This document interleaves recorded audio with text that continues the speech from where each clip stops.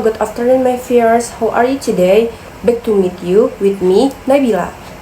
Death toll due to volcanic eruption in Indonesia reaches 34 people.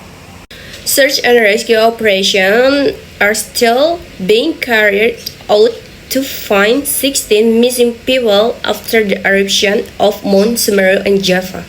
The highest volcano on the island of Java erupted on Saturday, and the death toll has increased to 34 people, said local officials.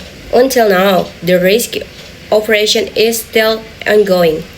Mount Semeru in Lumajang district of East Java province could take us more than 12,000 meters, 40 feet into the sky, with burning gas and lava flowing down its slopes after a sudden eruption.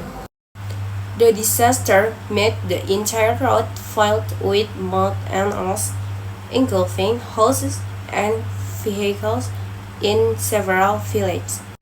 So far, 34 people have died and 16 are still in search, explained Wayan Soyatna, head of local search and rescue agency, told government media on Tuesday. The statement increased the previous number of dead to 14 people.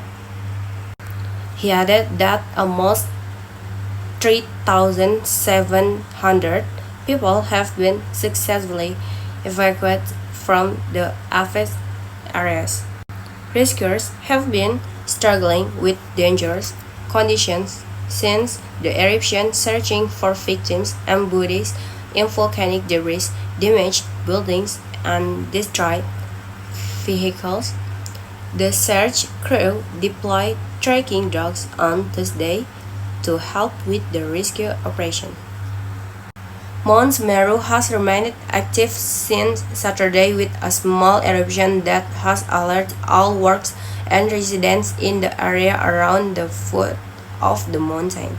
On Tuesday, there were 3 small eruptions, each spewing as high as 1 kilometer, 3,300 feet into the sky, authorities said.